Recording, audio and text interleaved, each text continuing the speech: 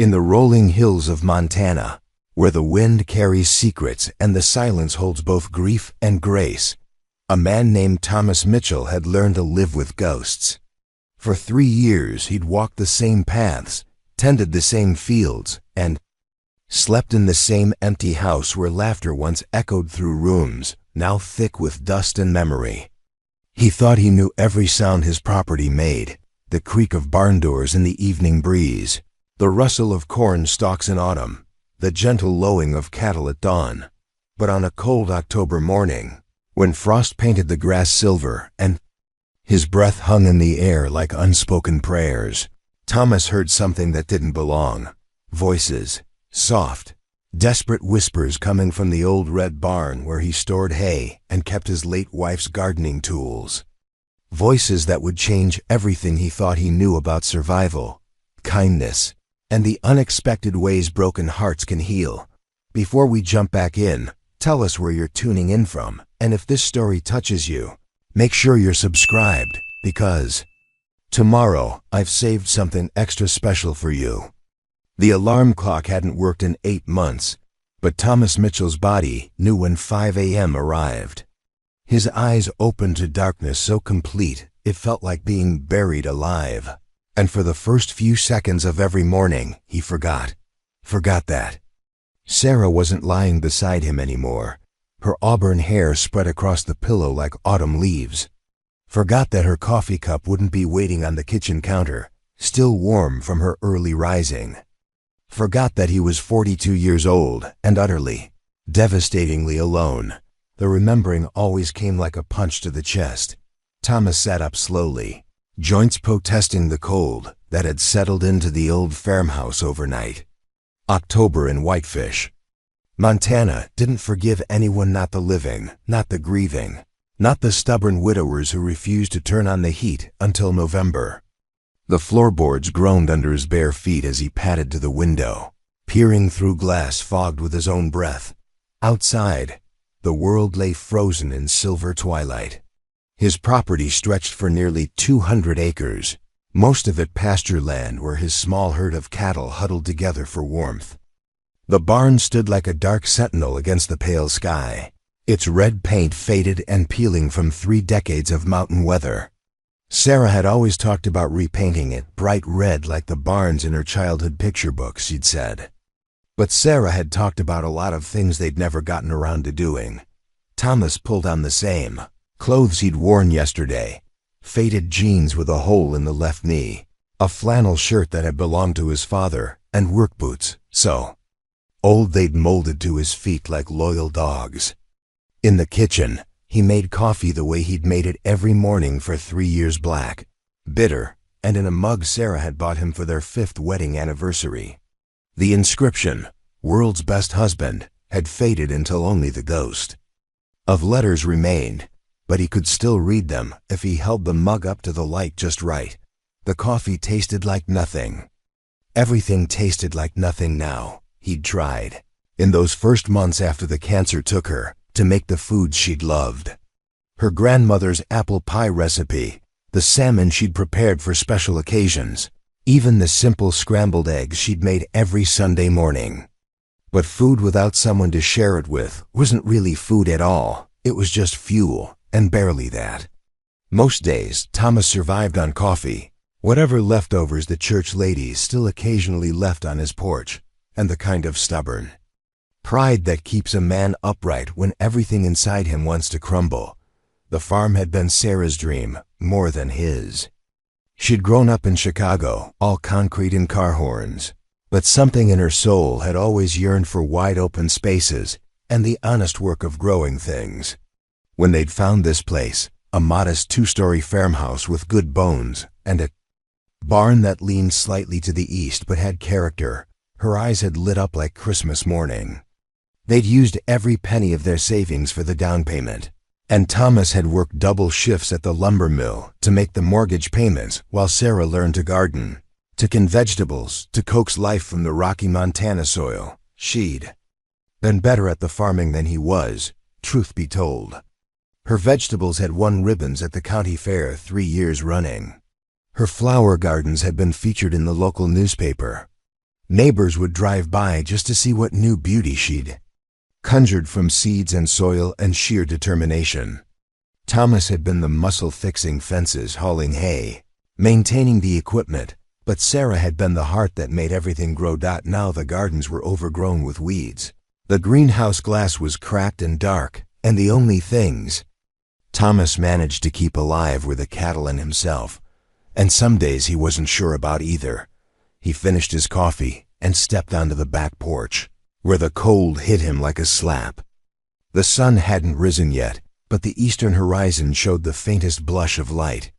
This was his favorite time of day, when the world held its breath between night and morning, when he could almost pretend that Sarah might still be sleeping upstairs and would come down soon to wrap her arms around him from behind while he watched the sunrise.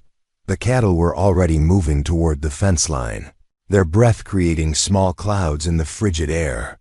They knew the routine as well as he did. Feed them first, then check the water troughs, then walk the fence line to make sure no posts had shifted in the night. After that, if he was feeling ambitious, he might tackle one of the 100 small repairs the farm constantly demanded. If not, he'd sit in his truck with the heater running and listen to talk radio until it was late enough to go to bed again. It wasn't much of a life, but it was his life and it required nothing from anyone else. Thomas grabbed the work gloves from the porch rail and headed toward the feed shed. The gravel crunched under his boots, each step echoing in the vast silence that surrounded his property.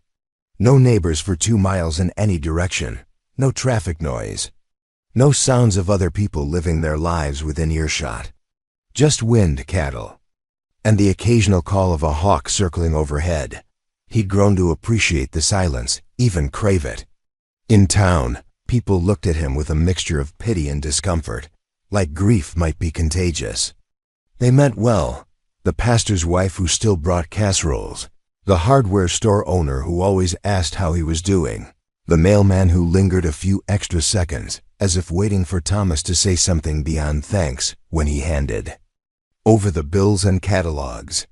But their kindness felt heavy, obligating him to perform some version of healing he wasn't ready for. Out here, with only the cattle for company, he could be exactly as broken as he felt. The feed shed stood adjacent to the barn, and as Thomas approached with a wheelbarrow full of hay bales, he noticed something that made him pause. The barn door, which he always kept latched tight, was open about 6 inches. Not much, just enough for a slim person to slip through, or for animals to get in and make themselves at home among his stored equipment. Thomas set down the wheelbarrow and approached the barn cautiously. Bears were rare this close to civilization, but not unheard of, especially this time of year when they were bulking up for winter. More likely it was raccoons or maybe a stray dog seeking shelter from the cold. He'd had problems with raccoons before, clever, destructive little bandits that could turn a tidy barn into chaos in a single night. He pulled the door open wider, letting in the pale morning light. The barn smelled of hay and motor oil, leather, and the faint mustiness that comes with age. Sarah's gardening tools still hung on the far wall, exactly where she'd left them 3 springs ago, their handles worn smooth by her small hands. Thomas had never been able to bring himself to move them or give them away, though he had no use for them himself. As his eyes adjusted to the dim interior, he heard it, a sound so soft he almost missed it. A whisper, barely audible, coming from the far corner where he stored extra hay bales. Then another whisper, and what sounded like someone trying very hard not to cough. Thomas froze. His first instinct was to call out, to demand whoever was there show themselves. But something in the quality of those whispers, the fear in them, the desperate quiet, made him hesitate. These weren't the sounds of thieves or vandals. They were the sounds of people hiding, people scared. He moved deeper into the barn, stepping carefully to avoid the creaky boards he knew would give him away. The whispering stopped abruptly, and he could feel the weight of held breath, of people trying to become invisible in the shadows. "I know you're there," Thomas said quietly. his voice rougher than he'd intended from disuse. "I'm not going to hurt you." Silence. Then, from behind a stack of hay bales taller than a man, came the sound of muffled crying. Not one voice, but several. Young voices. Female voices. Thomas felt something shift in his chest. A protective instinct he'd thought had died with Sarah's dreams of children they'd never been able to have. He took another step forward, hands raised where they could be seen. "My name is Thomas Mitchell. This is my barn, my property.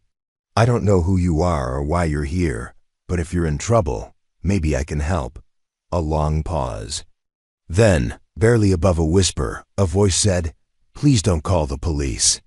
The voice was young, maybe late teens or early 20s, with an accent he couldn't quite place. There was exhaustion in it, and fear, but also a threat of steel that spoke of someone who'd learned to be strong out of necessity. "I'm not calling anyone," Thomas said. "But it's cold in here, and you sound like you might be hurt. Why don't you come out where I can see you?" More whispering, urgent and low. Then, slowly, 3 figures emerged from behind the hay bales like ghosts materializing from shadow. 3 young women, all clearly sisters despite their different heights and coloring. The oldest looked to be in her early 20s, with dark hair pulled back in a practical ponytail and eyes that assessed him warily. The middle sister was maybe 18, with lighter brown hair and a face that might have been pretty if it wasn't pinched with cold and worry. The youngest couldn't have been more than 16, small and delicate with blonde curls escaping from a knit cap that had seen better days. All 3 wore clothes that had once been nice but were now wrinkled and dirty, as if they'd been sleeping in them for days. Their faces were pale with cold and exhaustion, and the youngest was shivering so hard her teeth chattered audibly in the quiet barn. Thomas felt his heart do something it hadn't done in 3 years. It broke for someone other than himself. "How long have you been here?" he asked gently. The oldest sister, clearly the spokesperson for the group, lifted her chin with a defiance that didn't quite hide her fear. "Since yesterday night. We didn't think anyone would come out here so early. Where are you from?" She hesitated, then said, "We were staying in town, but we had to leave." Thomas noticed she didn't say visiting town or passing through town. She said staying, which implied they'd been there for a while. And had to leave suggested they hadn't left by choice. "Are you running from someone?" he asked. The middle sister spoke up for the first time, her voice sharper than her older sister's. "We're not criminals, if that's what you're thinking." "I didn't say you were," Thomas replied. "But people don't usually spend the night in strange barns unless they're running from something or someone." The youngest sister took a step forward, and Thomas could see now that she wasn't just cold, she was sick. Her cheeks were flushed with fever, and her breathing sounded labored. "She needs medicine," the oldest sister said, following his gaze. "We all do, really, but Emma's the worst. We were hoping to find some help in town, but—" She trailed off, but Thomas could fill in the blanks. 3 young women, alone, probably with little money and no local connections. In a small town like Whitefish, strangers were noticed, and young women traveling without men were automatically suspect. They'd probably been turned away from the few motels, maybe even run out of town by well-meaning but suspicious locals. "What are your names?" Thomas asked. The oldest sister seemed to weigh her options before answering. "I'm Kate Morrison. This is my sister Julie, and this is Emma." Morrison. Thomas filed the name away, though he doubted it was real, but it didn't matter. What mattered was the way Emma swayed on her feet, the way Julie's hands shook with more than cold, the way Kate held herself like someone ready to fight or flee at the first sign of threat. "Well, Kate Morrison," Thomas said, "it looks like you and your sisters need help, and I've got a warm house with hot coffee and a medicine cabinet. The question is whether you trust me enough to accept it." Kate's eyes searched his face, looking for deception or hidden motives. Thomas let her look. He knew what she'd see: a tired, grieving man in worn clothes who moved like his bones ached and spoke like he'd forgotten how to talk to people. Not particularly threatening, just lonely. Finally, Kate nodded. "We don't have much choice," she said quietly. Thomas was already moving toward the barn door. "Then let's get Emma inside before she collapses." As he led the three sisters across the yard toward the house Sarah had dreamed of filling with children, Thomas felt something he hadn't experienced in 3 years: purpose.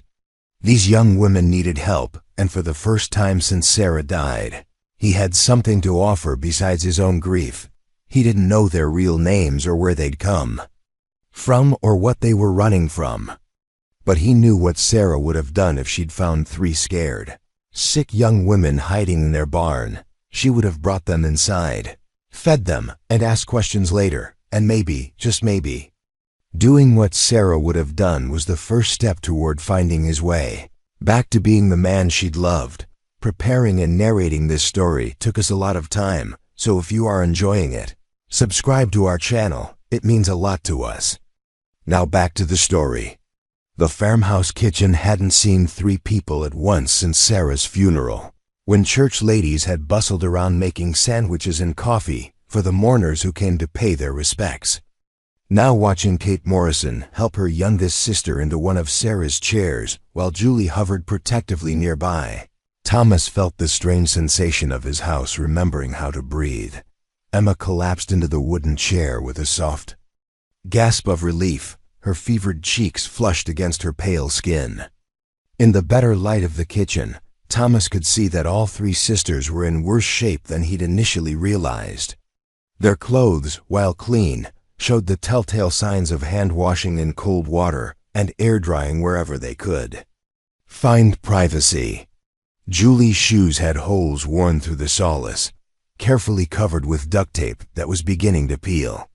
Kate's jacket was too thin for Montana weather, and her lips had a bluish tint that spoke of too many cold nights.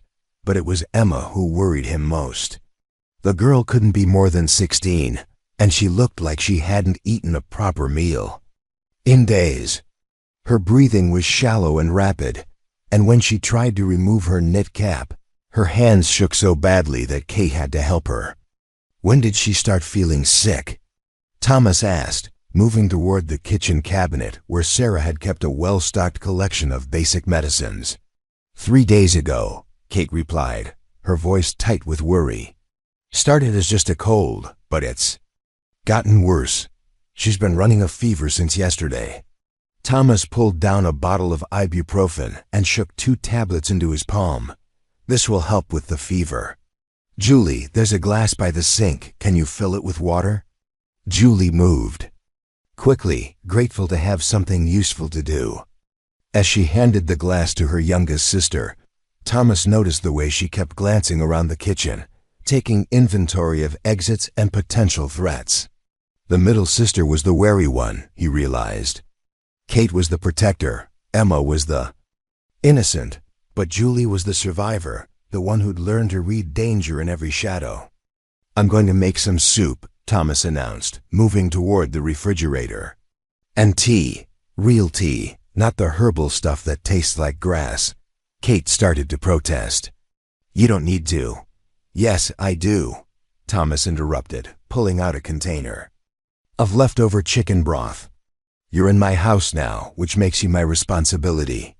And the first rule of hospitality in Montana is that nobody leaves the table hungry." It was something Sarah used to say back when they still had people over for dinner. Back when the house felt alive with conversation and laughter, instead of echoing with the hollow sounds of one person trying to fill spaces meant for 2.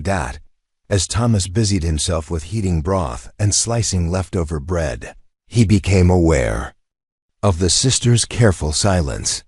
They weren't talking, but they were communicating quick glances, subtle hand signals, the kind of wordless language that develops between people who've learned to stay quiet, to stay safe. "How long have you been traveling?" he asked casually, stirring the soup. Kate and Julie exchanged one of their looks before Kate answered. "A few weeks. We started in Wyoming." "Long way from home," Thomas observed. We don't really have a home anymore, Emma said softly, then winced as Kate shot her a warning look. Thomas ladled soup into 3 bowls, Sarah's good bowls, the ones with the tiny blue flowers around the rim that she'd inherited from her grandmother. He'd eaten off paper plates for 3 years, but somehow it seemed important to use the real dishes now. Eat, he said simply, setting the bowls on the table. We can talk after you've got something warm in your stomachs. The sisters fell on the soup like they hadn't seen hot food in days, which, Thomas suspected, they probably hadn't. He made himself busy preparing tea and more bread, giving them privacy to satisfy their hunger without feeling watched or judged. But as he moved around the familiar kitchen, Thomas found himself really looking at this space for the first time. In years, the cheerful yellow walls Sarah had painted were now faded and marked with water stains from a roof leak he'd never bothered to fix properly. The curtains she'd sewn were gray with dust and hung crooked on bent rods. The little herb garden she'd kept on the windowsill was long dead, the pots holding nothing but dry soil and the brittle remains of plants he couldn't even identify anymore.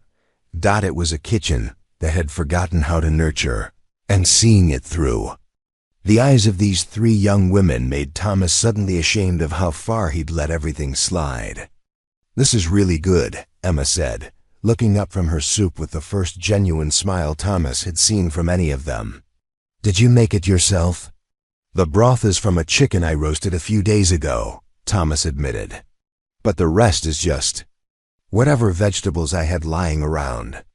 It tastes like love, Emma said simply, then blushed as her sisters stared at her. I mean, it tastes like someone cared about making it good. Thomas felt something twist in his chest. When was the last time he'd cared about making anything good? When was the last time he'd cooked with any purpose beyond keeping himself alive?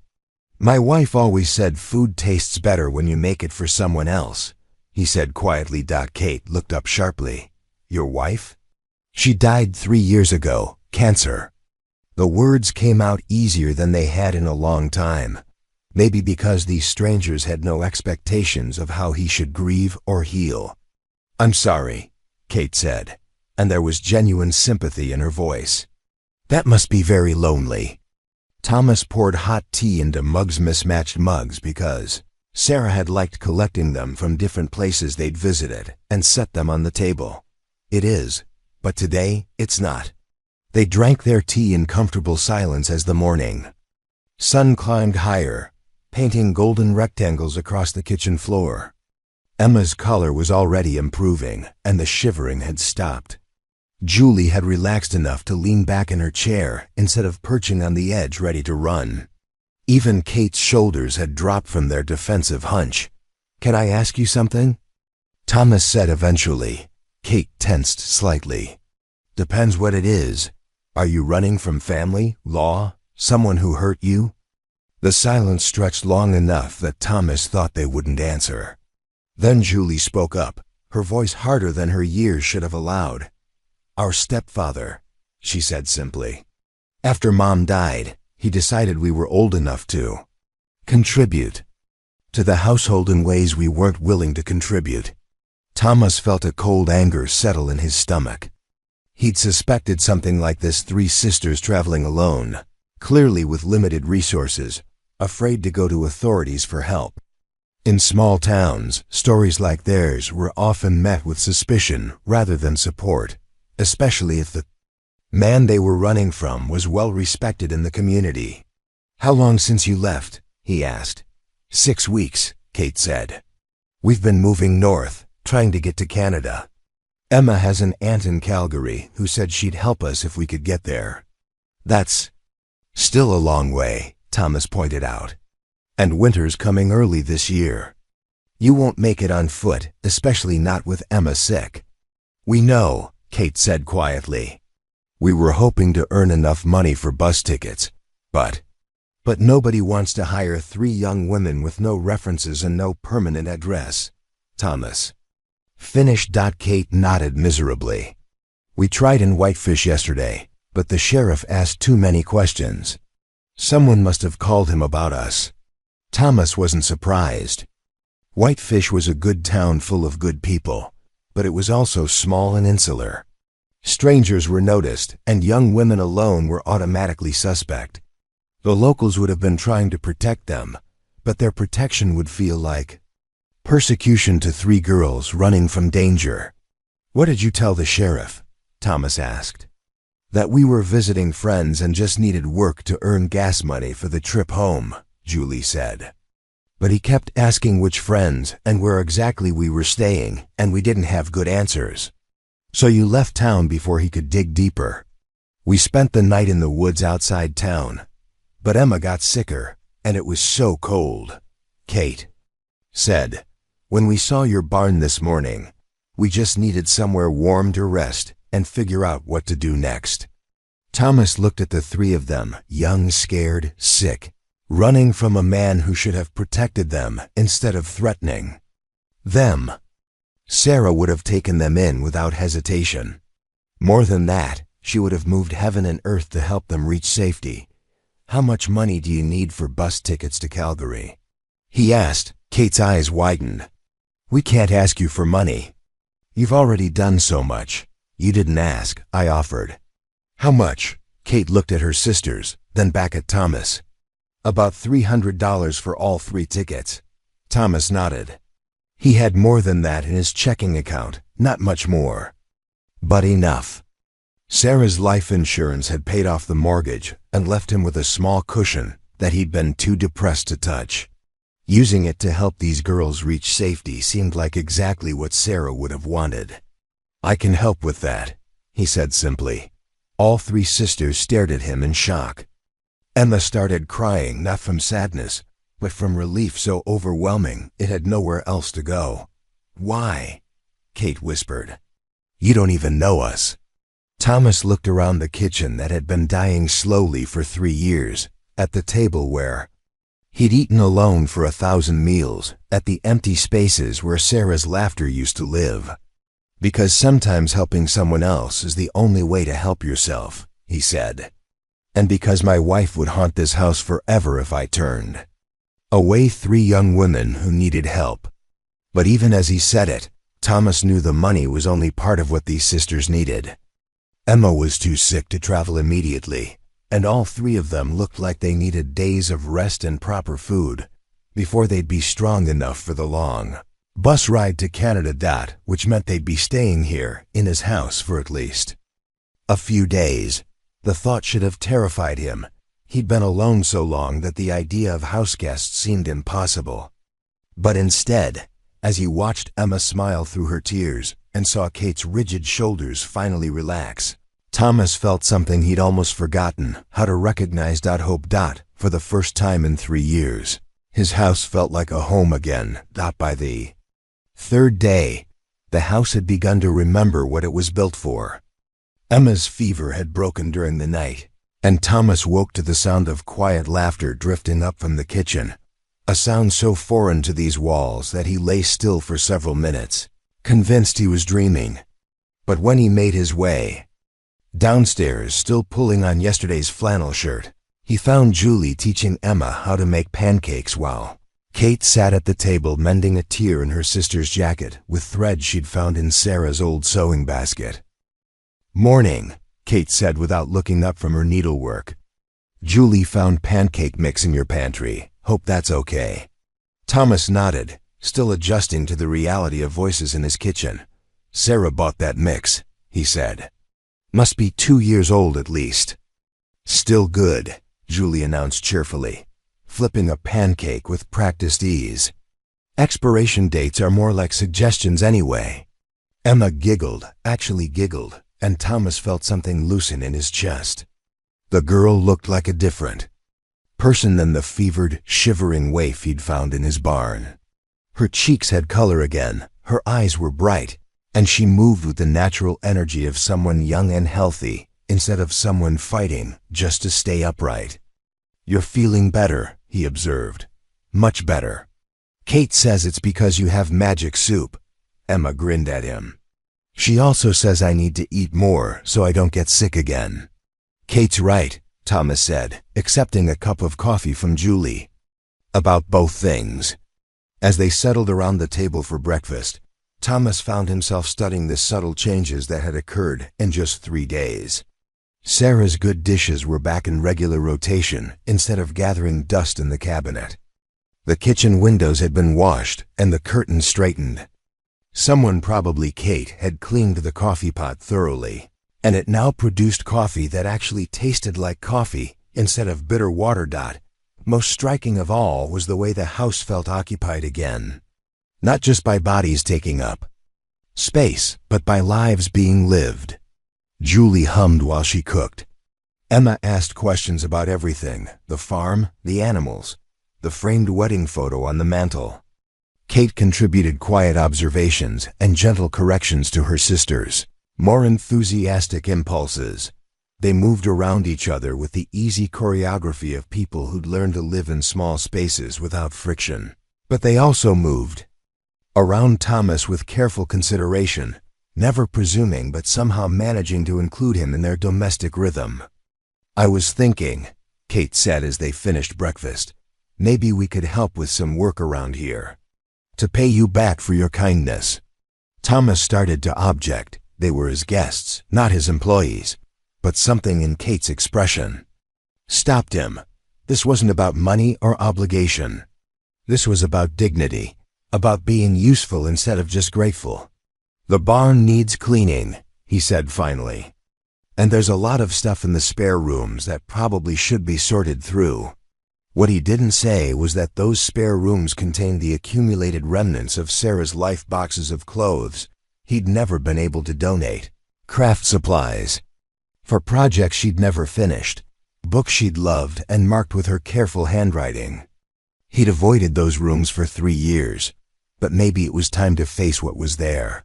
"I'm good with organizing," Kate offered, "and Emma loves going through old things." "I found some photo albums yesterday," Emma added excitedly. "While I was looking for extra blankets, they were in the hall closet. Would it be okay if I looked through them?" Thomas felt his throat tighten. Sarah's photo albums. He'd forgotten they were there, pushed to the back of the closet behind winter coats that still smelled faintly of her perfume. "Sure," he managed, "just be careful with them." After breakfast, they dispersed to their chosen tasks. Julie headed to the barn with a determined expression and a pair of work gloves that had belonged to Sarah. Kate disappeared upstairs to tackle the guest bedroom that had become a storage room for things Thomas couldn't bear to look at, but couldn't throw away. Emma settled in the living room with the photo albums, handling them with the reverence of someone who understood that pictures were more than just images. They were proof that love had existed. Thomas found himself at loose ends. For 3 years, his days had followed the same pattern: feed animals, check fences, perform whatever maintenance couldn't be postponed, sit in his truck listening to talk radio until it was late enough to go to bed. But with the sisters taking care of tasks he'd barely managed to keep up with, he was left with something he'd almost forgotten existed: free time. He wandered to the living room, where Emma had spread the photo albums across the coffee table, like treasure maps. She looked up when he entered, her expression both apologetic and fascinated. "She was beautiful," Emma said softly, indicating a wedding photo where Sarah laughed at something off camera while Thomas gazed at her with obvious adoration. "You both look so happy." Thomas sat heavily in his recliner. Sarah's chair had remained empty for 3 years, and he still couldn't bring himself to sit there. "We were happy for a while." "What was she like?" Emma asked, then quickly added, "You don't have to talk about her if it hurts." Thomas looked at the photo Emma had been examining: Sarah in her garden, dirt-streaked and grinning, holding a basket of tomatoes like they were made of gold. It did hurt to talk about her, but it was a different kind of hurt than the silence had been. This was the sharp, clean pain of a wound that might actually heal instead of the dull ache of something left to fester. She was joyful, he said. Finally, everything made her happy. New seeds in the spring, the first snow in winter, a good book, a perfect cup of coffee. She could find something to celebrate in just about any day. Emma smiled. My mom was like that. She used to say that happiness was a choice you made every morning when you woke up. What happened to her? Thomas asked gently. Emma's smile faltered. Car accident, 2 years ago. That's when we had to move in with Rick, our stepfather. Mom had married him the year before, but we barely knew him. And he changed after she died? He didn't change, Emma said quietly. He just stopped pretending to be decent when there was no one around to impress. From upstairs came the sound of boxes being moved, and Kate's voice calling down to ask if it was okay to throw away some old magazines. From the barn came Julie's voice singing something under her breath, the first time Thomas had heard her sing. They take good care of you, Thomas observed. Emma nodded. Kate's been like a mother since our real mom died. Julie pretends to be tough, but she's the one who always makes sure I have enough to eat, even if it means she goes without. I don't know what I would have done without them. Thomas studied the girl's earnest face and felt a familiar pang. This was exactly the kind of young woman Sarah would have loved to mentor, someone bright and curious and grateful for simple kindnesses. Sarah had always talked about the children they would have someday, the family they would build together. It was one of the cruelest ironies of cancer that it had taken not just Sarah's life, but also all the lives she might have touched, all the love she might have given. They're lucky to have you too, Thomas said. From what I can see, you bring out the best in both of them. Emma blushed and turned back to the photo albums. Can you tell me about some of these pictures? Like this one, where were you? For the next hour, Thomas found himself doing something he hadn't done since Sarah's funeral, remembering their life together out loud. He told Emma about their honeymoon trip to Yellowstone, where Sarah had insisted on hiking every trail despite her fear of bears. He described the weekend they'd spent building raised garden beds, how Sarah had researched the optimal soil composition for weeks beforehand but still managed to plant the tomatoes upside down. He explained how Sarah had learned to can vegetables from a neighbor lady who'd taken pity on her city girl ignorance, and how their first attempt at jam had turned into something that looked like purple concrete but tasted like heaven. He talked about the way Sarah sang off-key in the shower every morning, and how she always left books open and face down on every surface in the house, driving him crazy until the day she died, and he would have given anything to see just one more book abandoned mid-chapter on the kitchen counter. As he talked, Emma listened with the focused attention of someone who understood that stories were gifts. She asked thoughtful questions and laughed at the funny parts and looked appropriately solemn when he mentioned Sarah's illness.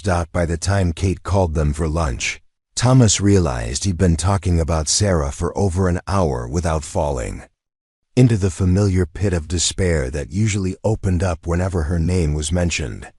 The grief was still there, but it felt different, somehow less like a wound that would never heal and more like a scar that told the story of something precious that had been lost but not forgotten. Thank you, Emma said as they gathered up the photo albums, for sharing her with me. She sounds like she was an amazing person. She was, Thomas agreed. She would have liked you very much. As they headed to the kitchen for lunch, Thomas caught sight of himself in the hall mirror and was surprised by what he saw. He looked lighter somehow. Still tired, still marked by grief, but no longer quite so burdened. As if the simple act of sharing Sarah's memory had made the weight of carrying it alone a little easier to bear. In the kitchen, Kate had prepared sandwiches from bread Thomas had bought in town that morning, his first trip to the grocery store in weeks that wasn't purely functional. Julie had cleaned and reorganized the entire barn, she reported proudly, and found several tools that Thomas had given up for lost. As they sat around the table, eating lunch and sharing the small accomplishments of their morning, Thomas realized that for the first time in 3 years, he wasn't counting the hours until he could reasonably go to bed. For the first time in 3 years, He was actually living through his day instead of just surviving it. The house was waking up. And maybe, Thomas thought as he listened to the sisters plan their afternoon projects, so was he. The trouble started with a phone call on Thursday morning. Thomas was outside fixing a loose board on the front porch while the sisters worked in Sarah's old vegetable garden, clearing away 3 years of weeds and dead growth. Emma had convinced Kate and Julie that they should try to salvage what they could before the first hard frost, and seeing them bent over the raised beds with Sarah's gardening tools had stirred something in Thomas's chest that felt dangerously close to contentment. When the phone rang inside the house, he almost didn't answer it. The only people who called anymore were telemarketers and the occasional church member checking on his welfare. But something about the insistent ringing made him wipe his hands on his jeans and head inside. "Thomas Mitchell," he answered, slightly out of breath. "Mr. Mitchell, this is Sheriff Davies from Park County, Wyoming." The voice was official, professional, with an undertone that made Thomas's stomach clench. "I'm calling about 3 young women who may be in your area, sisters named Morrison." Thomas's blood went cold. Through the kitchen window, he could see Kate showing Emma how to tell which vegetables might still be salvageable, their heads bent together in concentration. Julie was loading dead plants into a wheelbarrow, humming the same tuneless melody she'd been humming all week. "I'm not sure what you're asking me, Sheriff," Thomas said carefully. "We received a report that they were seen in Whitefish a few days ago. I'm working with local law enforcement to locate them and return them to their legal guardian." Thomas closed his eyes, understanding immediately what that meant. Rick, the stepfather they'd been running from, had convinced authorities that he was the victim here. 3 ungrateful stepdaughters who'd run away and were probably causing trouble wherever they landed. "May I ask why you're looking for them?" Thomas asked. "Their stepfather is very concerned about their welfare," Sheriff Davies replied smoothly. "These girls have been through a traumatic loss with their mother's death, and they're not thinking clearly. Mr. Brennan, that's their stepfather, just wants them home safe where they belong." Brennan. So now Thomas had a name for the man who'd driven 3 young women to flee into the wilderness rather than stay under his roof. "What makes you think they might be in this area?" Thomas asked. "We've been tracking their movements north from Wyoming. Small towns, strangers get noticed. Someone in Whitefish mentioned seeing 3 young women matching their description asking about work. The local sheriff there said they left town quickly when he started asking questions." Thomas thought fast. The sisters had been here for 5 days now. If Sheriff Davies was calling him specifically, that meant someone had connected them to his property. But who? And how? Have you considered that if these young women left voluntarily, they might have had good reasons? Thomas asked. There was a pause. When Sheriff Davies spoke again, his tone had cooled considerably. "Mr. Mitchell, are you harboring these girls?" "I'm asking whether you've investigated the home situation they were running from," Thomas replied evenly. "In my experience, teenage girls don't usually flee into the wilderness without good cause. Their stepfather has been nothing but cooperative," the sheriff said. "He's provided us with detailed descriptions, recent photos, even offered a reward for information leading to their safe return. Whatever these girls may have told you about their home situation, I can assure you that Mr. Brennan is a pillar of his community." Thomas felt a surge of familiar anger, the same helpless rage he'd felt watching Sarah suffer through treatments that made her sicker than the cancer itself, listening to doctors who spoke about her as if she wasn't in the room. Authority figures who thought they knew better, who couldn't be bothered to look beyond surface appearances to see what was really happening. "I haven't seen any young women matching that description," Thomas lied smoothly. "But if I do, I'll be sure to assess the situation carefully before making any calls. Mr. Mitchell, if you're hiding these girls, you could be charged with harboring runaways, possibly kidnapping. I strongly advise you to cooperate with our investigation." And I strongly advise you to investigate why 3 sisters would rather risk starvation and exposure than stay with their legal guardian. Thomas shot back. Good day, Sheriff.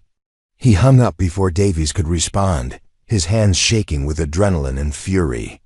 Through the window, he watched Emma discover something exciting in the garden, probably the winter squash that Sarah had planted in her final spring, and that had somehow managed to survive and thrive despite 3 years of neglect. Emma called. Her sisters over, pointing excitedly at her discovery, and all 3 of them laughed at something Julie said in response. They looked happy. They looked safe. They looked like young women who were healing from trauma, not runaway delinquents who needed to be dragged back to an abusive situation. But if Sheriff Davies was calling him directly, that meant the net was tightening. Someone had seen the sisters here, or at least suspected they were here. It was only a matter of time before law enforcement showed up at his door with warrants and good intentions and absolutely no understanding of what they'd be destroying. Thomas stepped outside, and Kate looked up from the garden with a smile that faded the moment she saw his expression. What's wrong? She asked immediately. We need to talk. All of you, inside. The sisters exchanged worried glances but followed him into the kitchen without question. Thomas gestured for them to sit at the table while he paced to the window and back, trying to figure out how to explain without terrifying them. That was a sheriff from Wyoming, he said finally. He's looking for you. Kate went pale. Julie's hands clenched into fists on the table. Emma made a small, frightened sound. How did they find us? Kate whispered. Someone saw you in Whitefish and probably saw you here too. Small townspeople notice things. The sheriff says your stepfather has reported you as runaways and is very concerned about your welfare. That's bullshit, Julie snapped. Rick doesn't care about our welfare. He cares about losing his government checks. Thomas looked at her sharply. Government checks? Kate closed her eyes. We should have told you. After Mom died, we qualified for survivor benefits. Social Security payments until we turn 18, and money to help with college after that. Rick gets the checks as our guardian, so if you disappear. Thomas began. The money stops, Kate finished. It's not just about the other things he wanted from us. We're worth about $2,000 a month to him. Thomas felt sick. He'd known the stepfather was abusive, but learning that there was also a financial motive made everything worse. Rick Brennan wasn't just a predator, he was a predator with a powerful incentive to get the sisters back and keep them under his control. The sheriff mentioned a reward, Thomas said. Brennan's offering money for information about your location. Emma started crying, not the loud, dramatic tears of someone seeking attention, but the quiet, hopeless tears of someone who'd thought they were safe and had just learned they weren't. We have to run again, Kate said dully. Tonight. Before they come here. Where? Julie demanded. We barely made it this far, and Emma was sick. Winter's coming. Where are we supposed to go? I don't know, Kate admitted, and for the first time since Thomas had met her, the young woman who'd held her family together through unimaginable circumstances looked completely lost. Thomas stopped pacing and turned to face them. You're not running anywhere, he said firmly. All 3 sisters stared at him. This is my property, Thomas continued. I didn't see any young women.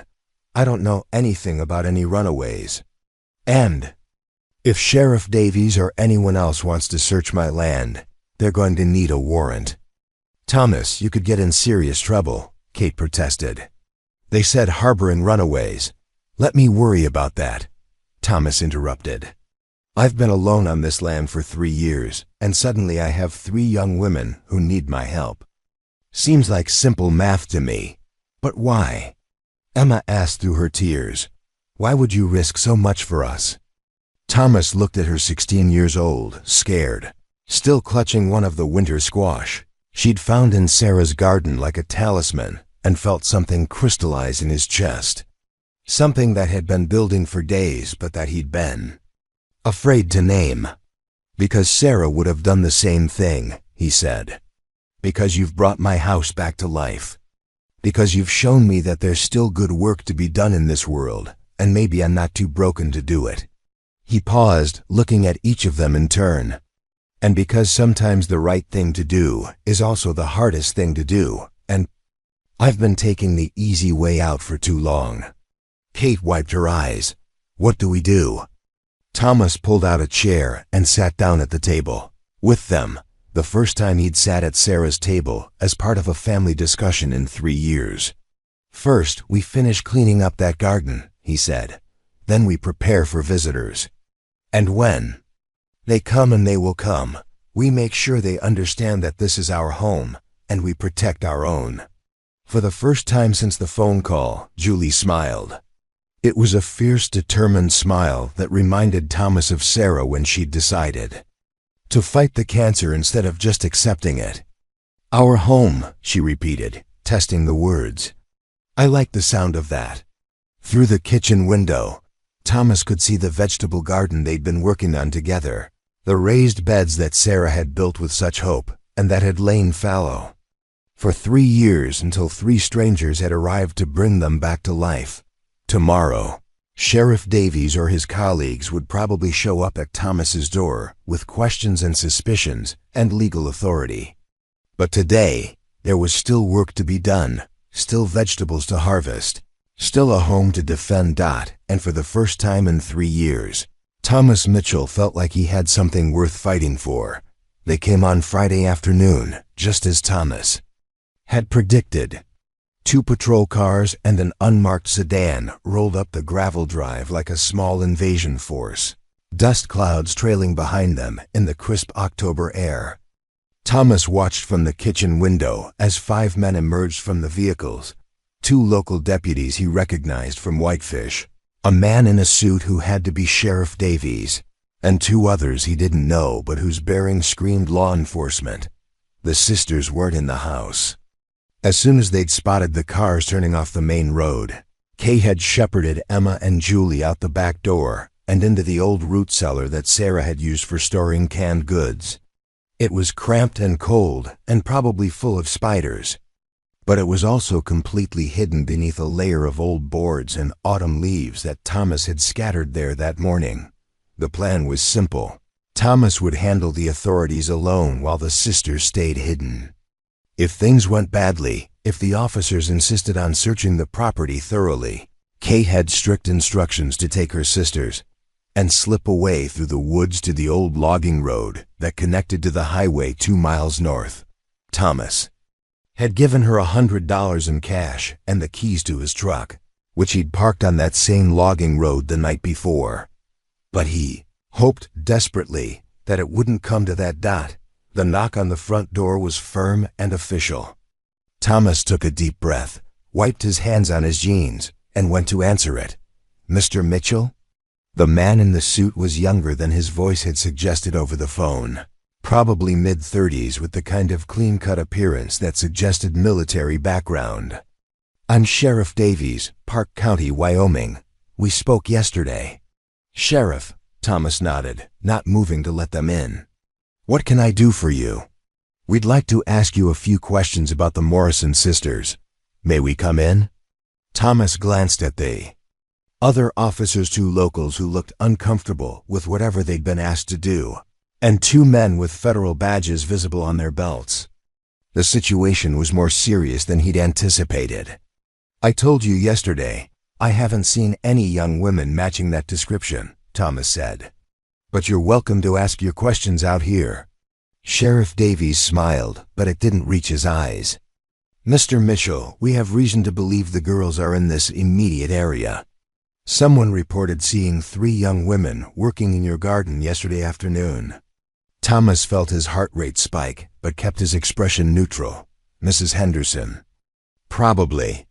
The neighbor 2 miles south who had a habit of using binoculars to bird watch, but who somehow always seemed to spot more human activity than avian. I've been working on clearing that garden myself, Thomas said. Been neglected since my wife died. Maybe whoever saw me from a distance thought I was someone else. All three of them? One of the federal agents spoke up. Our witness was quite specific about seeing 3 individuals.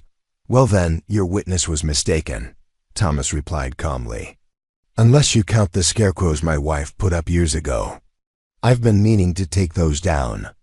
The tension stretched between them like a wire pulled tight. Thomas could feel them weighing their options, considering how far they wanted to push without more concrete evidence. Mr. Mitchell, Sheriff Davies said finally, I need you to understand something. These girls are minors. Their legal guardian has reported them missing, and he's very concerned about their safety. If you're hiding them, you're not helping them, you're putting them in more danger. Danger from what? Thomas asked. The weather? Wild animals? Or the man they were running from? Davies's expression hardened. Mr. Brennan has been completely cooperative with our investigation. He's provided character references, employment records, financial documentation. He's a respected member of his community with no criminal history. And yet 3 teenage girls chose to flee into the wilderness rather than stay in his house. Thomas observed. Doesn't that suggest you might want to dig a little deeper into his character? We've conducted a thorough investigation. Have you talked to the girls' teachers? Their friends? Neighbors who might have seen something unusual? Thomas interrupted. Or did you just take the word of a man who stands to lose $2,000 a month if those girls disappear permanently? The federal agents exchanged glances. Apparently that particular detail hadn't been prominently featured in their briefing. Mr. Mitchell, one of them said, we need to search your property. Do you have a warrant? Another pause. We were hoping you'd cooperate voluntarily. I am cooperating, Thomas said. I'm answering your questions honestly. But if you want to search my property, you'll need a warrant. This is private land, and I know my rights. Sheriff Davies stepped closer, lowering his voice to a more conversational tone. Look, Mr. Mitchell, I understand you might think you're helping these girls, but they're underage runaways with no resources and winter coming on. Even if their home situation isn't ideal, at least they'll be warm and fed and safe. Safe, Thomas repeated flatly. Is that what you call it when a stepfather starts looking at his deceased wife's daughters as replacement wives? The words hung in the air like smoke. Davies's jaw tightened, but Thomas saw something flicker in one of the deputies. Eyes recognition, maybe, or suspicion. That's a serious accusation, Davies said. Do you have any evidence to support it? Do you have any evidence to refute it? Thomas shot back. Other than the word of a man who profits financially from keeping those girls under his control? Mr. Mitchell, if these girls told you stories about abuse, you need to understand that runaways often fabricate dramatic tales to justify their actions. Sheriff, Thomas interrupted, his voice going dangerously quiet. My wife died of cancer 3 years ago. I spent 2 years watching her fight for her life while well-meaning people told me what was best for her, what she should do, how she should feel. I learned that sometimes the people with badges and authority don't know a damn thing about what's really happening in someone's life. He stepped forward slightly, meeting Davies's stare. So if 3 scared young women showed up on my property asking for help, I'd give it to them. And I wouldn't hand them over to anyone without being absolutely certain they'd be safe. Including law enforcement? Especially law enforcement. If law enforcement was more concerned with closing a case than protecting the victims. The standoff stretched for a long moment. Thomas could hear his own heartbeat, could feel sweat gathering at the back of his neck despite the cool air. In the distance, a hawk cried out, or maybe it was a crow. He couldn't tell the difference anymore. Finally, the deputy who'd been silent until now spoke up. Sheriff, maybe we should take a step back here. If there are allegations of abuse, there are no verified allegations. Davies cut him off.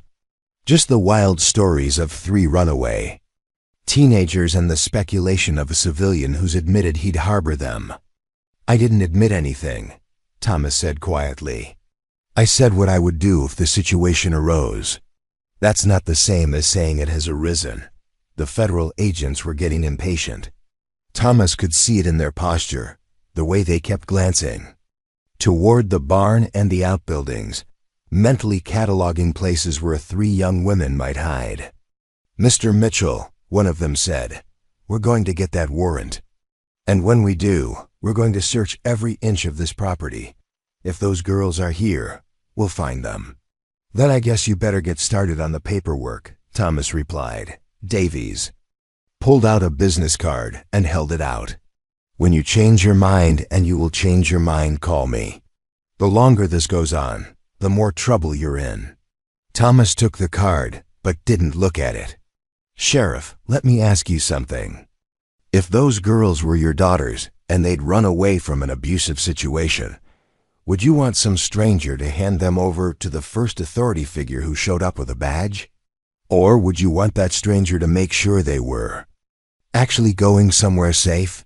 For just a moment, Davies's professional mask slipped, and Thomas saw the father underneath. But the moment passed quickly. "They're not my daughters," Davies said. "They're runaways with a legal guardian who wants them home." After the officers left, Thomas waited a full hour before going to the root cellar.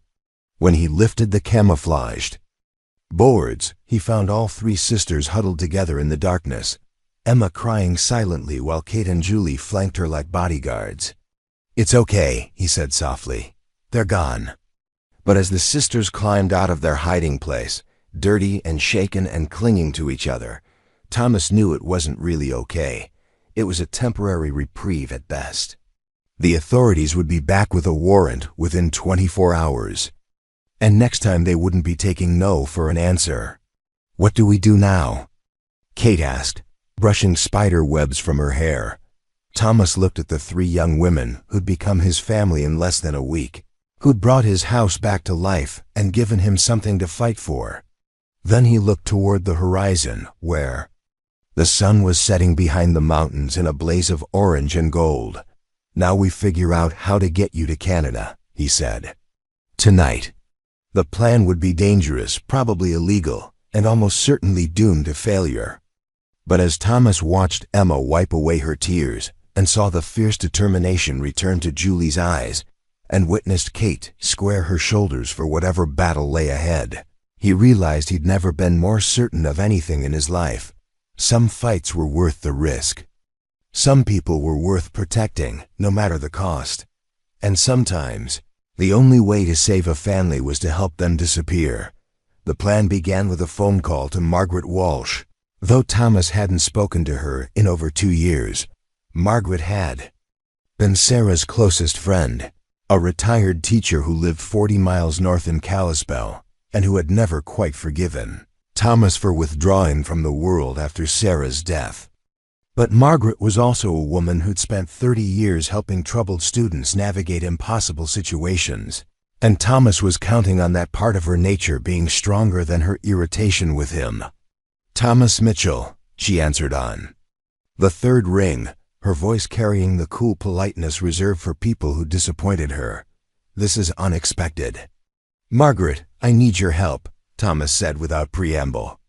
"And before you hang up, this isn't about me. It's about 3 young women who are in serious danger." There was a pause. Margaret had always been able to separate personal grievances from genuine emergencies. It was what had made her such an effective teacher. What kind of danger? She asked. Thomas gave her the essential details. 3 sisters fleeing an abusive stepfather, authorities trying to force their return, immediate need for safe passage to Canada. He didn't mention that they were currently hiding in his house, or that he was technically harboring fugitives. Some information was better shared in person. "And you want me to do what exactly?" Margaret asked when he finished. "I want you to drive to Calgary tomorrow," Thomas said. "There's a woman there named Susan Morrison, Emma's aunt. She's expecting the girls, but they need someone to vouch for them at the border. Someone with clean identification and a believable story." "Thomas, what you're describing sounds dangerously close to human trafficking." "Margaret, Thomas interrupted. These girls are 16, 18, and 20 years old. The youngest one was sick with fever when I found them hiding in my barn. They've been running for 6 weeks, sleeping in the woods, going hungry.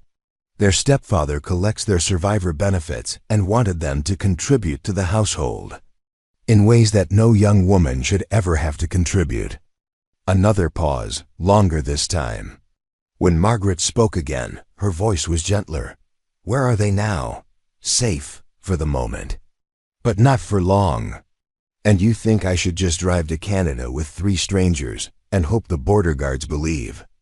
Whatever story we come up with. Thomas looked out the kitchen window, where the sisters were loading supplies into his truck by the light of a camping lantern. They'd spent the evening gathering everything they might need for a winter journey: blankets, food, extra clothes, the small amount of cash Thomas had been able to scrape together. I think you should do what Sarah would have done, Thomas said. Quietly. The silence stretched so long that Thomas wondered if Margaret had hung up. Then she sighed, a sound that carried 20 years of friendship and shared grief. Sarah would have driven to the ends of the earth for those girls, Margaret said finally. Yes, she would have. And she would have expected me to do the same. Yes, another sigh. Where do you want to meet?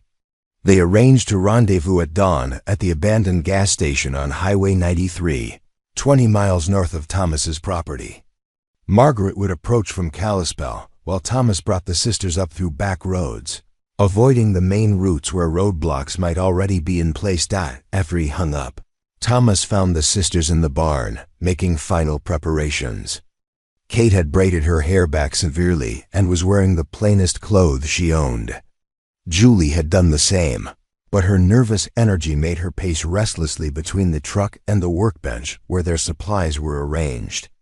Emma sat on a hay bale, clutching the small photo album Thomas had given her, pictures of Sarah's garden through the seasons, something to remember their brief sanctuary by. Margaret will meet us at 6 a.m., Thomas announced. She'll drive you the rest of the way to Calgary. What about you? Emma asked immediately. Thomas had been dreading this question. I can't cross the border with you. Too many complications, too many questions. But Margaret's a retired teacher with a clean record. And a sensible car. She'd get you there safely. But what will happen to you? Kate pressed. When they come back with that warrant and find us gone? Thomas shrugged with more casualness than he felt. I'll tell them the truth, that 3 young women showed up on my property asking for help. And I helped them. They can't prove I knew where you were going. And by the time they figure it out, you'll be safely in Canada. Julie stopped pacing and stared at him. You could go to prison. Maybe, probably not though. I'm a widowed veteran with no criminal record who's trying to help some kids in trouble. Most judges would be sympathetic. It was mostly true though. Thomas suspected the reality would be more complicated. The federal agent's involvement suggested someone high up the food chain was taking this case seriously, which meant the consequences for him might be more severe than he was letting on. But that was a problem for tomorrow. Tonight, his only concern was getting the sisters to safety. They left the farm at 4:30 in the morning, with the sky still black and the air sharp enough to cut. Thomas drove with his headlights off until they reached the main road, navigating by memory and the faint starlight filtering through the truck's windshield. The sisters huddled together in the bench seat beside him, silent and tense with the weight of leaving everything familiar behind once again.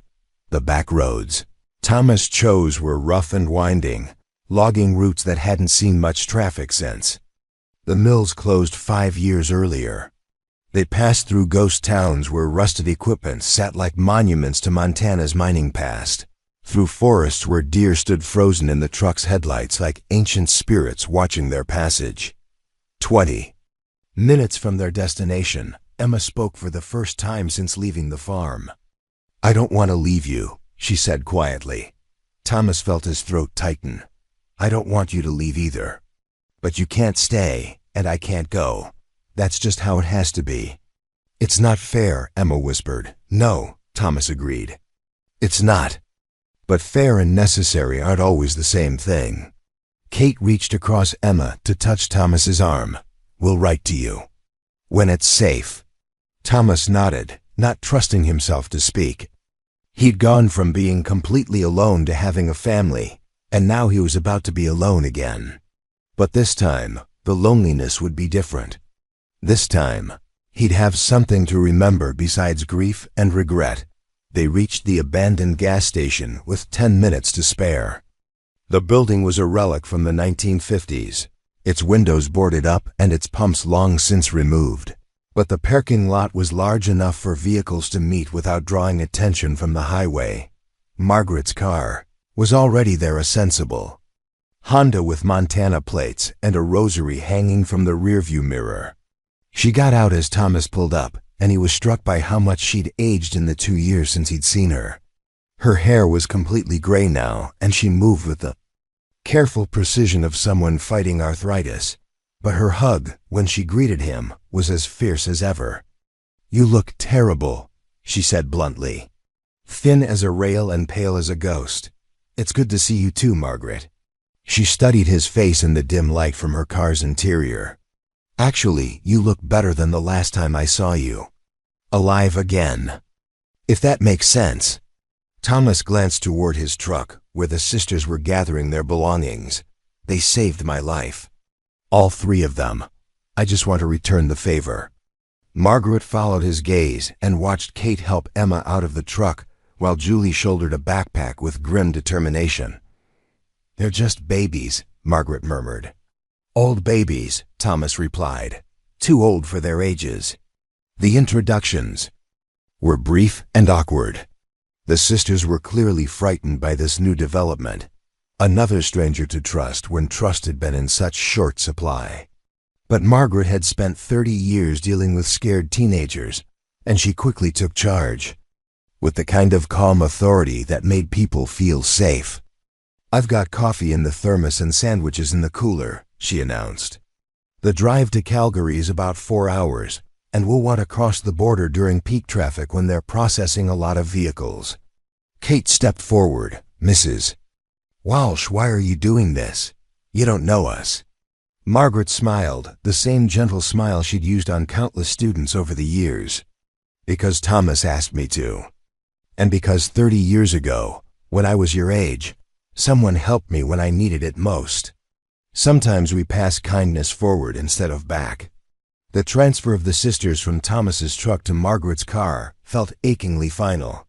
Emma cried openly as she hugged him goodbye, clinging to him like he was her father instead of a stranger she'd known for a week. Julie's goodbye was fierce and brief, but her eyes were bright with unshed tears. Kate's hug lasted the longest, and when she finally pulled away, she pressed something into his hand. Don't look at it until we're gone, she whispered. Thomas watched Margaret's taillights disappear into the gray dawn, carrying the 3 young women who'd brought his house back to life. The silence that settled around him felt different from the silence he'd lived with for 3 years, not empty, but full of possibility. Full of love given and received. When he finally looked at what Kate had pressed into his hand, he found a small piece of paper torn from one of Sarah's gardening notebooks. Written in Kate's careful handwriting were 4 words. Thank you for everything. And below that, in Emma's rounder script, we love you too. Thomas folded the note carefully and put it in his wallet, next to the prayer card from Sarah's funeral that he'd carried for 3 years. Then he climbed into his empty truck and drove home through the brightening morning, ready to face whatever consequences awaited him. Some risks were worth taking. Some people were worth saving. And sometimes the best way to honor the dead was to protect the living, no matter what it cost. Thomas made it home just as the sun crested the mountains, painting the farmhouse and barn in shades of gold that reminded him of Sarah's hair in summer light. The property looked exactly as it had a week ago, same weathered buildings, same rolling pastures, same fence lines stretching toward the horizon, but everything had changed. The silence that greeted him wasn't the oppressive quiet of abandonment. anymore. It was the expectant hush of a home waiting for its family to return. He spent the morning doing mundane tasks with unusual attention to detail. He fed the cattle, checked water troughs, repaired a loose board on the barn door that had been bothering him for months. In the house, he washed the breakfast dishes the sisters had left behind, carefully drying each piece of Sarah's good china before returning it to the cabinet. He made the beds in the guest rooms where Kate and Julie had slept, smoothing the covers and fluffing the pillows as if preparing for new visitors. It was busy work.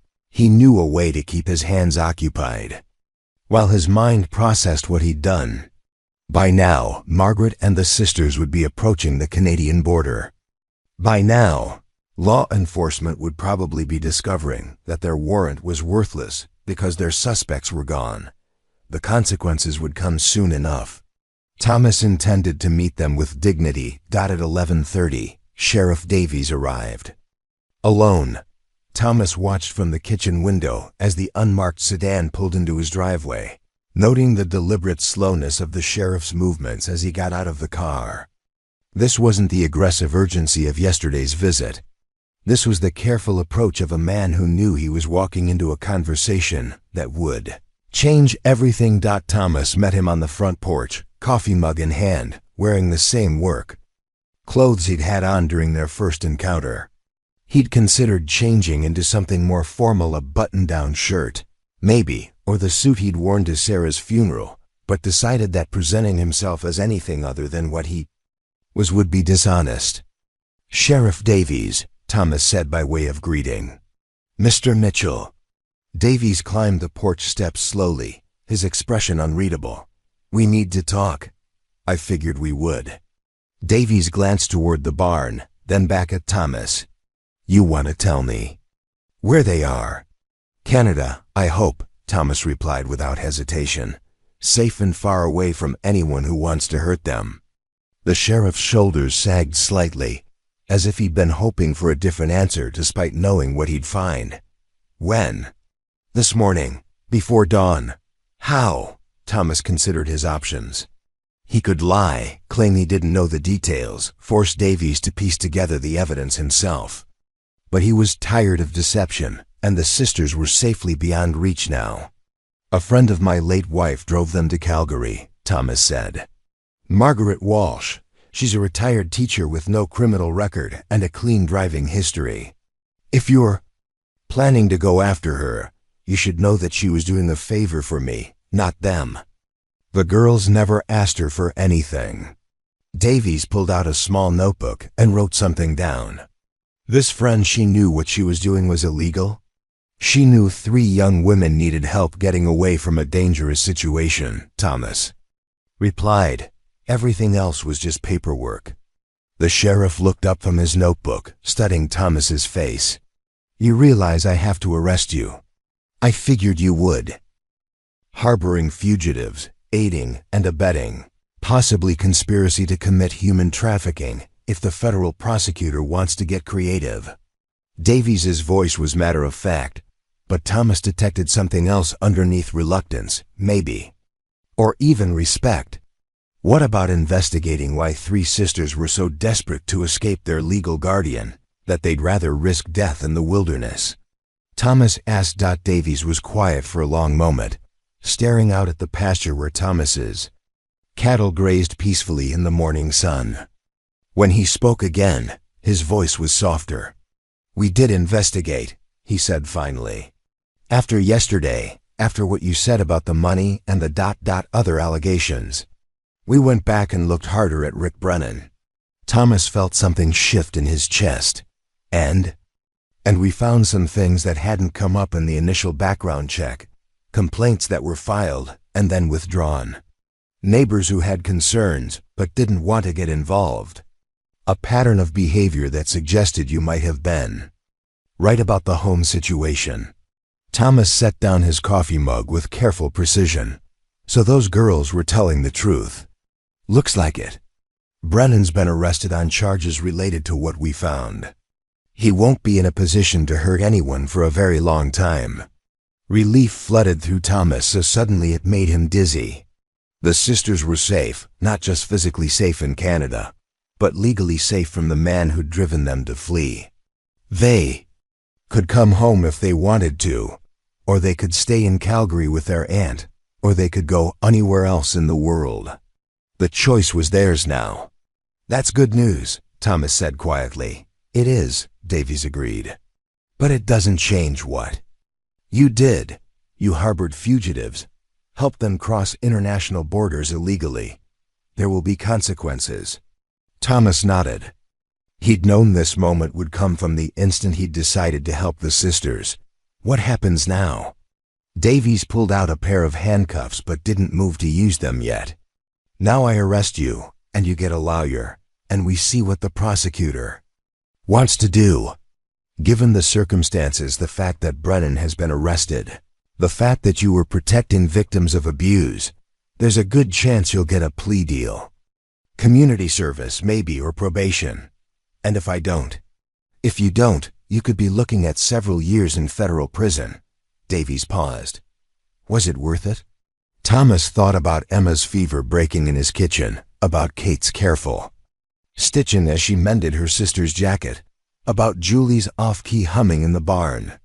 He thought about Sarah's photo albums spread across the coffee table, about the way the house had felt alive again for the first time in 3 years, about the note folded in his wallet that said, "We love you too." "Yes," he said simply. It was worth it. Davies studied him for another moment, then made his decision.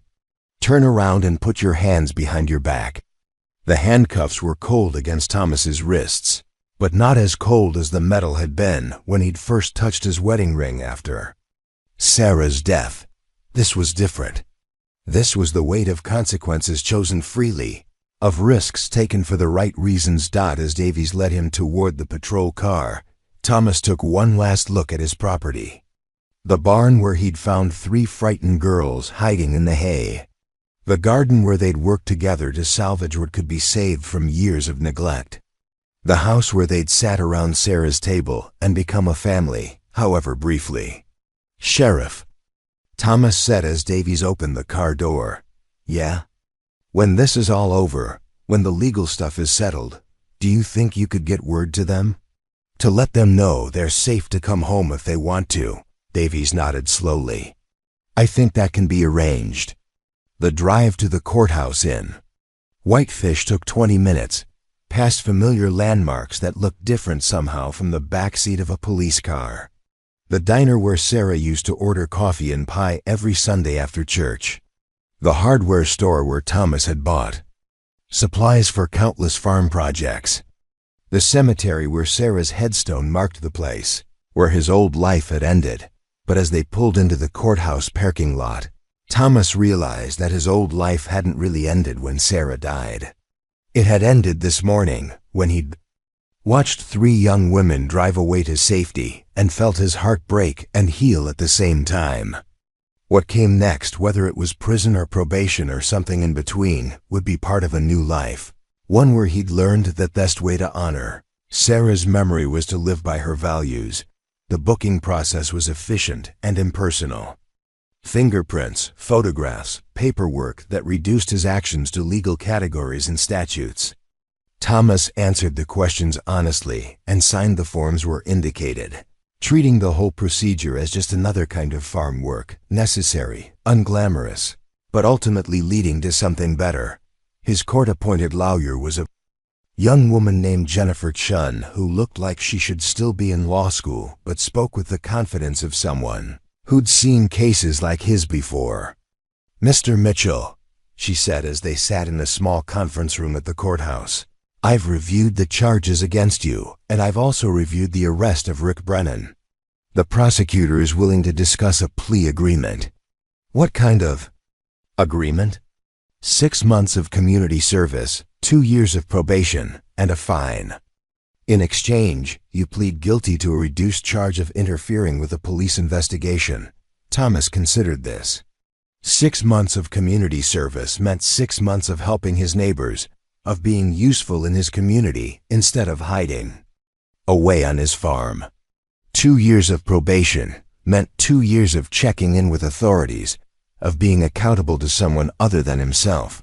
"What if I don't take the plea?" he asked. Jennifer's expression grew serious. "Then we go to trial, and you face the full charges. If convicted, you could be looking at 5 to 10 years in federal prison." Thomas thought about the note in his wallet, about the promise he'd made to the sisters that their sacrifice wouldn't be in vain. He thought about Sarah, who'd always believed that doing the right thing was worth whatever it cost. "I'll take the plea," he said. That evening, Thomas sat on his front porch for the first time since the sisters had left, watching the sun set behind the mountains and listening to the evening sounds of his farm coming alive. Cattle lowing in the distance, the rustle of wind through the cottonwoods, the occasional cry of a hawk circling overhead. The house behind him was quiet, but not empty. In the kitchen, Sarah's good dishes waited in the cabinet for the next family that might need them. In the guest bedrooms, the beds were made and ready for visitors.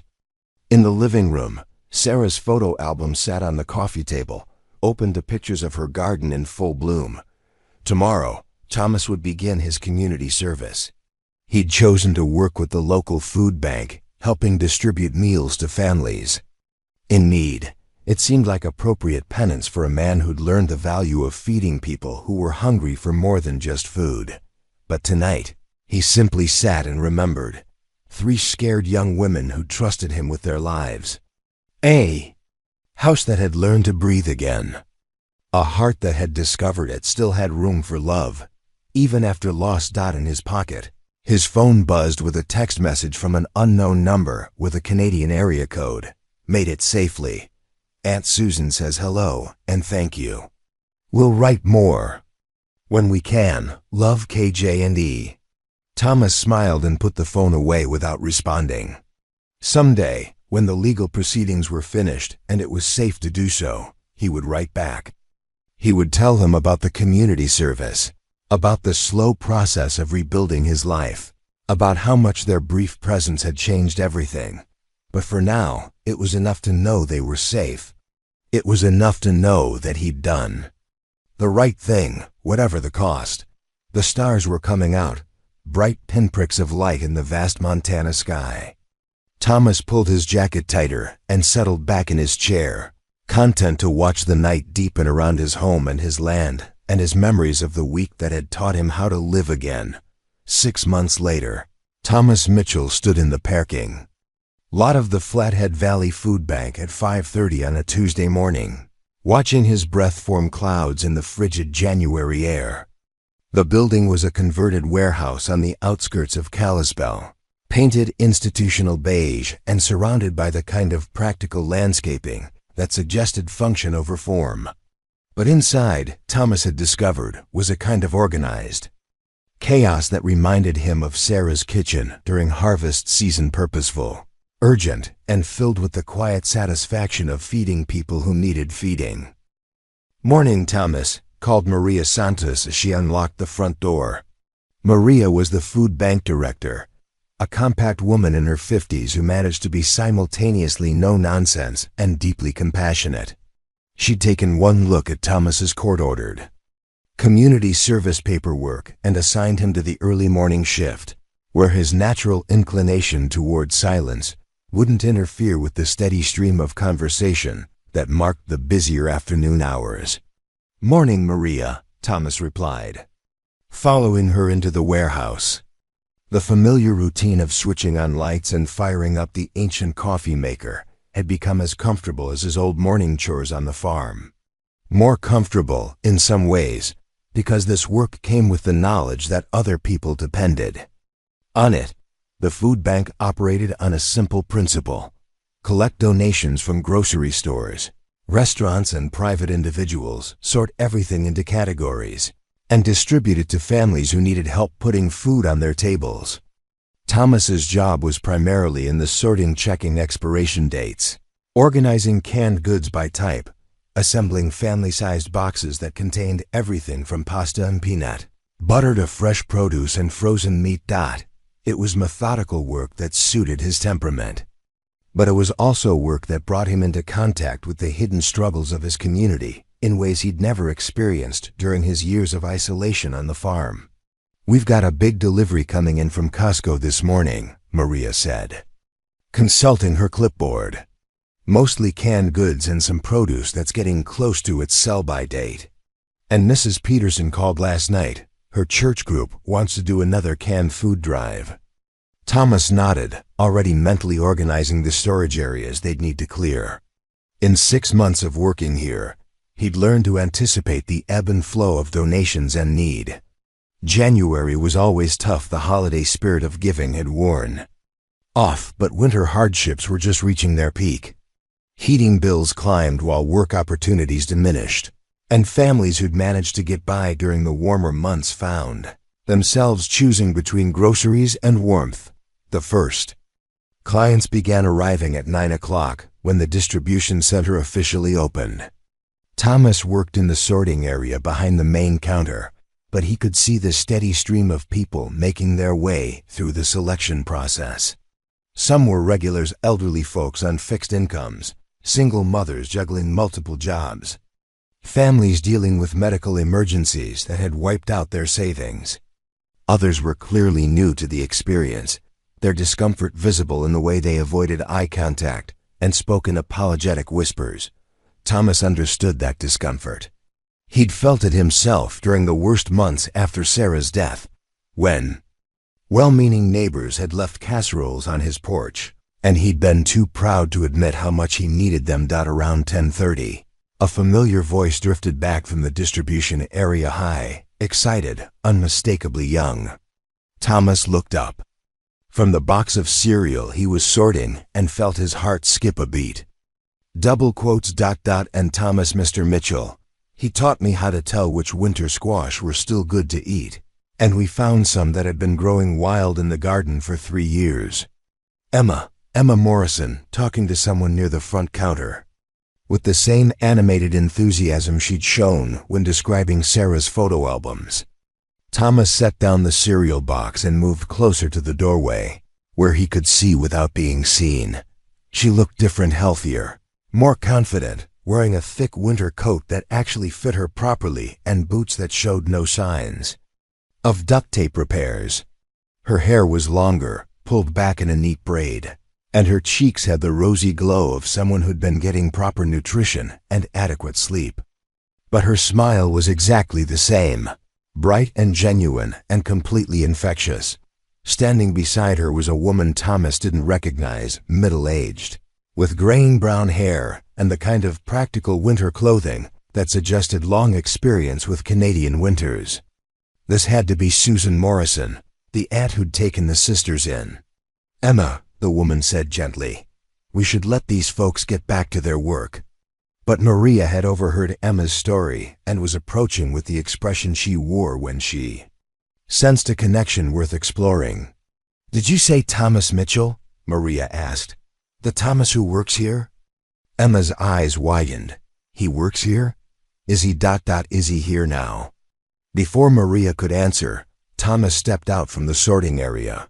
For a moment, he and Emma simply stared at each other across the food bank's main floor, two people who'd been family for a week and strangers ever since. Then Emma crossed the space between them in 3 quick steps and threw her arms around him with the same fierce affection she'd shown on the morning they'd said goodbye. "I can't believe you're here," she said, her voice muffled against his shoulder. "I mean, I can believe it because it's exactly the kind of thing you do, but I can't believe we found you." Thomas hugged her back, overwhelmed by the simple joy of seeing her healthy and happy and safe. Over her head, he met Susan Morrison's eyes and saw a warmth there that suggested Emma had been telling the truth when she described their time on his farm. "What are you doing in Montana?" Thomas asked when Emma finally released him. "I thought you were settled in Calgary." "We are settled," Emma said quickly. "Aunt Susan is amazing, and we love Calgary, and Kate's in college now studying social work, and Julie got a job at a bakery where they let her experiment with new recipes.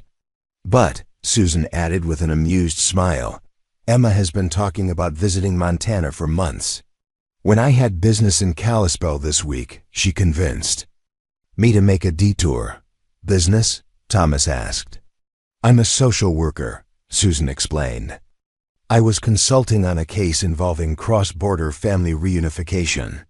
Ironically, very similar to what my nieces went through.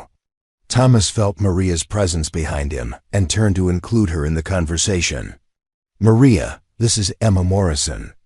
And her Aunt Susan. Emma is, well, she's one of the young women I helped last year. Maria's expression shifted from curiosity to understanding.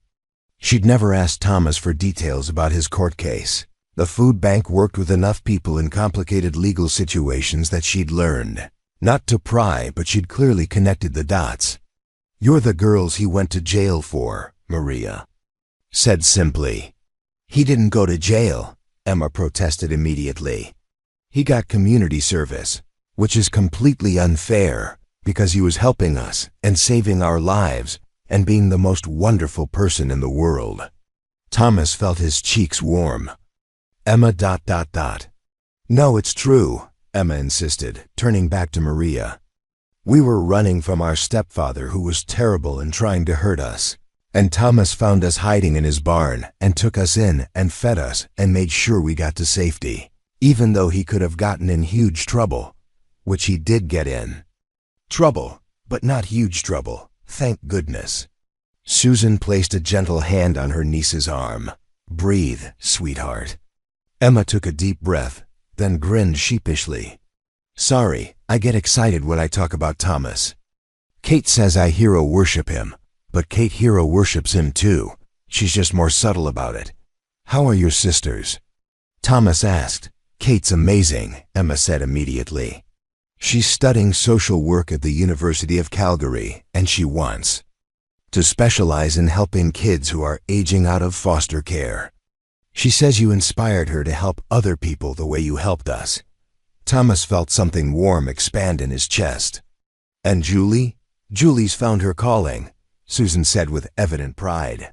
She's working at a French bakery, and the owner is teaching her traditional techniques. She has a real gift for pastry work. She made croissants last week that were so good I cried, Emma added. Happy tears though, not sad tears. Thomas smiled, imagining Julie fierce. Protective Julie carefully shaping delicate pastries with the same determination she'd shown while defending her sisters. What about you? He asked Emma. Are you in school? Emma's expression grew more serious. I'm finishing high school, but I'm also volunteering at a youth shelter. Kids who are in situations like we were running from bad homes, sleeping rough, not knowing who to trust. I tell them our story sometimes, about how one good person can change everything. Thomas felt his throat tighten. Emma ... It's true. She said firmly, you changed everything for us. Before we met you, we were just surviving. After we met you, we remembered how to live. Maria cleared her throat gently. I hate to interrupt this reunion, but we do have other families waiting for assistance. Thomas looked around and realized that their conversation had drawn the attention of several other food bank clients, some of whom were watching with open curiosity. Of course, Susan said immediately. We should let you get back to work. But Emma wasn't ready to leave yet. Thomas, are you happy? I mean, really happy? Because when we left, you looked so sad and I worried about you being alone again. Thomas considered the question seriously. Was he happy? He thought about his morning routine at the food bank, the satisfaction of organizing donations and knowing that his work would help families eat better that week. He thought about the small conversations he'd begun having with other volunteers, the gradual expansion of his world beyond the boundaries of his farm. He thought about the letters he'd finally begun writing to Margaret Walsh, the tentative renewal of friendships he'd abandoned in his grief. I'm not alone anymore, he said finally. Working here, being part of the community, it's taught me that there are a lot of different ways to have a family, Emma beamed. That's exactly what I hoped you'd say. As they prepared to leave, Susan pressed a business card into Thomas's hand. My contact information, she explained. The girls would love to stay in touch properly now that the legal situations are resolved. "And this is for you," Emma added, pulling a thick envelope from her purse. "Letters from Kate and Julie, and pictures of our apartment, and a recipe. Julie wrote down for the soup you made us that first morning. She says it tasted like love, and she wants to be able to make it when she misses you." Thomas accepted the envelope with hands that trembled slightly. "Thank you." "No," Emma said, standing on her tiptoes to kiss his cheek. "Thank you for everything. For saving us, and for showing us what kindness looks like, and for becoming our family when we needed one most." After they left, Thomas returned to his sorting. Work with a lightness in his chest that he hadn't felt since the morning he'd watched Margaret's car disappear into the dawn. The envelope sat on the counter beside him, unopened, but radiating the warmth of connection, renewed at lunch break. He finally opened it and found 3 separate letters, each written in a familiar hand. Kate's letter was thoughtful and detailed, describing her college classes and her plans for the future. Julie's was shorter but filled with humor and observations about Canadian life that made him laugh out loud. Emma's was the longest, a rambling account of everything she'd done and seen and learned in the past 6 months, punctuated with questions about his life and expressions of affection that made his eyes sting. But it was the photographs that affected him most deeply. The 3 sisters in their new apartment, laughing around a kitchen table. Kate in her college graduation gown, apparently she'd accelerated her studies. Julie in chef's whites, proudly displaying a tray of pastries. Emma at her volunteer job, reading to a group of younger children. They looked like what they were, young women who'd been given the chance to build the lives they'd always deserved. That evening, Thomas sat at his kitchen table, Sarah's table, and began to write. Not just a response to their letters, but the story of his own transformation. The way working at the food bank had taught him that isolation wasn't healing. It was just another kind of death. The way helping other people had shown him that the best memorial to Sarah wasn't preserving everything exactly as she'd left it, but continuing to live by the values she'd embodied. The way 3 scared young women had taught him that family wasn't just about blood or marriage certificates, was about choosing to love someone enough to sacrifice for their well-being. Outside, snow began to fall, but Thomas's house was warm and bright, filled with the quiet contentment of a man who'd learned the difference between being alone and being lonely. Tomorrow he'd return to the food bank, where other people needed the kind of help he'd learned to give. Tonight, he had letters to write and memories to cherish and plans to make for the future he was finally ready to embrace. 2 years after his community service ended, Thomas Mitchell stood in his kitchen on a bright June morning, watching 3 young women argue good-naturedly about the proper way to arrange flowers while they prepared for the most important day of his life since Sarah's funeral. But where that day had marked an ending, this one promised a beginning, or perhaps a continuation of something that had started the morning he'd found 3 frightened sisters hiding in his barn. "Emma, you can't just shove all the delphiniums together like that," Kate was saying, her voice carrying the patient authority of someone who'd spent 2 years studying human behavior. "They need to be distributed throughout the arrangement for proper visual balance." "Since when are you an expert on flower arranging?" Julie shot back, carefully adjusting a spray of baby's breath with the same precision she brought to tempering. "Chocolate, you're a social worker, not a florist." "I'm a social worker who reads books about everything," Kate replied with dignity, "including floral design." Emma, now 18 and radiating the confident energy of someone who'd found her purpose in life, held up her hands in mock surrender. Okay, you're both right. Kate, you handle the visual balance. Julie, you handle the ... I don't know, the flower psychology. Thomas, help me out here." Thomas smiled, setting down his coffee cup to join them at the kitchen island where they'd spread out enough flowers to stock a greenhouse. Sarah's kitchen had never seen such organized chaos, and he suspected his late wife would have loved every minute of it. "I think," he said diplomatically, "that Sarah would have said flowers are happiest when they're arranged by people who love each other, regardless of their technical expertise." All three sisters paused in their flower-related debate to look at him with expressions that ranged from amused to exasperated. "You can't solve every argument by invoking Sarah's wisdom," Julie pointed out. "Eventually we're going to disagree about something she never would have had an opinion on." "Like what?" Thomas challenged. "Like whether pineapple belongs on pizza," Emma said immediately. "Sarah loved pineapple on pizza," Thomas replied without missing a beat. "See?" Julie threw up her hands. "It's like you've turned her into the patron saint of conflict resolution." Thomas considered this. In the 4 years since Sarah's death, her memory had indeed evolved from a source of paralyzing grief into something more like an internal compass, a way of checking his decisions against the values she'd embodied. But it was Kate who understood the deeper truth. "He's not using Sarah to solve our arguments," she said quietly, still working on the flower arrangement. "He's using our arguments to keep Sarah alive. There's a difference." The kitchen fell silent except for the sound of scissors snipping stems and water running in the sink. Through the window, Thomas could see the restored vegetable garden where the sisters had first worked to clear away years of neglect. Now it flourished under the care of Margaret Walsh, who'd moved to a small apartment in Whitefish after selling her house in Kalispell, and who'd become something of a surrogate grandmother to all three.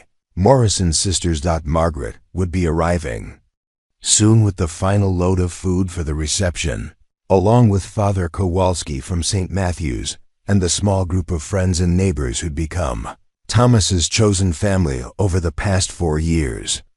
It wouldn't be a large gathering, but it would be exactly right for the occasion they were celebrating.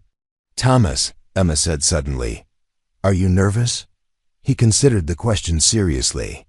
Was he nervous? About the ceremony, about the changes it would bring, about the weight of the promises he was about to make? "A little," he admitted, "but good nervous. Like standing at the edge of something wonderful instead of something terrifying." Kate looked up from her flowers with the expression she wore when she was analyzing human behavior for her case files. "Do you think Sarah would approve?" It was a question Thomas had wrestled with for months, ever since he'd realized that what had started as renewed friendship with Margaret Walsh had slowly, carefully evolved into something deeper. The guilt had been crushing at first, the sense that moving forward meant leaving Sarah behind, that choosing happiness meant betraying her memory. But it was Emma who'd helped him see the situation differently during one of their regular phone conversations. "Thomas," she'd said, with the clarity that sometimes came from youth, untainted by adult complications, "Sarah loved you enough to want you to be happy after she was gone. Not loving anyone else won't bring her back, but it might prevent you from becoming the person she hoped you'd be. I think," Thomas said carefully, "that Sarah would want me to be happy. And I think she'd love Margaret almost as much as I do." Julie smiled, a soft, genuine expression that transformed her face. Sarah had good taste in friends. It makes sense. She'd have good taste in her replacement, too. "Margaret's not replacing Sarah," Thomas corrected gently. "She's just adding to the story, different chapters in the same book." The sound of tires on gravel announced Margaret's arrival, along with what sounded like several other vehicles. Through the window, Thomas could see his driveway filling with familiar cars. Father Kowalski's ancient pickup truck, the sheriff's personal vehicle, Davies had become an unexpected friend over the years, and a rental car that probably contained the surprise guests Kate had been mysteriously hinting about for weeks. "They're here," Emma announced unnecessarily, bouncing on her toes with excitement. "Thomas, you should go get changed. We'll finish the flowers." Thomas looked down at his work clothes, the same style of flannel shirt and jeans he'd been wearing the morning he'd found the sisters in his barn, though considerably cleaner and without holes. For today, he'd chosen his best shirt, The one Sarah had bought him for their last anniversary together, and the suit jacket that had hung untouched in his closet since her funeral. But first, he had something to give the sisters. "Before I go, upstairs," he said, reaching into the kitchen drawer where he'd been keeping 3 small wrapped packages for the past month. "I have something for each of you." The sisters exchanged glances. They'd clearly been expecting this moment, and gathered around him with the anticipation of children on Christmas morning. Emma opened hers first, revealing a delicate silver locket on a fine chain.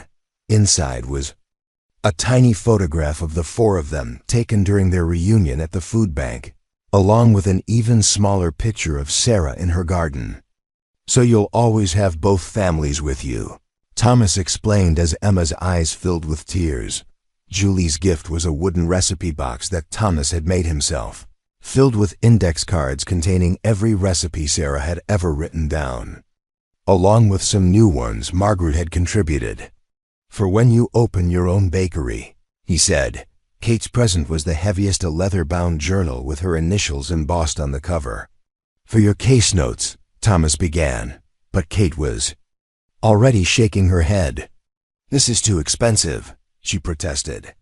"Open it," Thomas said. Inside the front cover, in Thomas's careful handwriting, was a dedication for Kate Morrison, who taught a broken man that healing is possible and that families come in many forms. May you help others find their way home. Below that, Sarah's handwriting copied from one of her old letters added, "The most important work we do is love each other." All 3 sisters were crying now, but they were the good kind of tears, the ones that came with overwhelming gratitude instead of grief. "We have something for you too," Kate said, wiping her eyes, "but you have to wait until after the ceremony." "Is it the surprise guests you've been hinting about?" Thomas asked. Emma and Julie looked at Kate, who nodded permission. "Aunt Susan flew in from Calgary," Emma said, "along with some other people you'll want to see." Before Thomas could ask for more details, Margaret's voice drifted in from the front porch, calling his name with the mixture of affection and exasperation that had become her signature tone. "I better go," Thomas said, kissing each sister on the forehead in turn. "Try not to destroy the kitchen while I'm getting ready."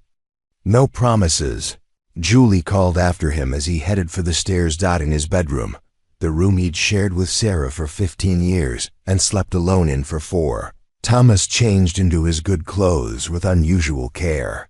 The face that looked back at him from Sarah's antique mirror was different from the one that had stared, hollow-eyed, into the same glass 4 years earlier. Older, yes, and marked by grief that would never fully fade, but also peaceful in a way he'd thought was lost forever. The ceremony was simple, held in the backyard under the cottonwood trees where Sarah had dreamed of hosting Emma's wedding someday. Margaret stood beside him in a dress the color of summer sky, her graying hair crowned with flowers that Kate had insisted on weaving into a makeshift tiara. Father Kowalski spoke about second chances and unexpected blessings, about the way love could grow in ground that had been broken by loss. But it was the gathered witnesses that made Thomas's throat tight with emotion. The sisters, of course, standing together like a receiving line of joy. Margaret's son and daughter-in-law, who'd driven down from Seattle to welcome Thomas into their family. Sheriff Davies and his wife. Maria from the food bank with several other volunteers. Mrs. Henderson, the neighbor who'd reported seeing the sisters years earlier and who'd spent the intervening time bringing Thomas casseroles and gossip in equal measure. And in the back, partially hidden behind the small crowd, 3 figures Thomas had hoped to see but hadn't dared expect. Aunt Susan, beaming with maternal pride, and beside her 2 young men who looked like older versions of the Morrison sisters. "My cousins," Emma whispered during the exchange of rings. "David and Michael. They wanted to meet the man who saved their sisters." After Father Kowalski pronounced them husband and wife, after Margaret kissed him with a sweetness that tasted like hope and second chances, after the small crowd erupted in applause that sent the birds scattering from the cottonwood branches, Thomas found himself surrounded by people who'd become his family in ways he'd never imagined possible.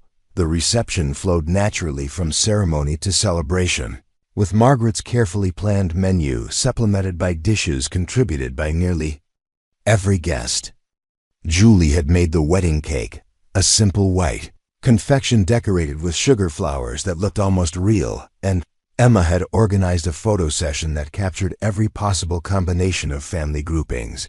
But it was later, as the sun began to set and the party settled into the comfortable rhythm of old friends sharing stories, that the sisters presented their gift to Thomas.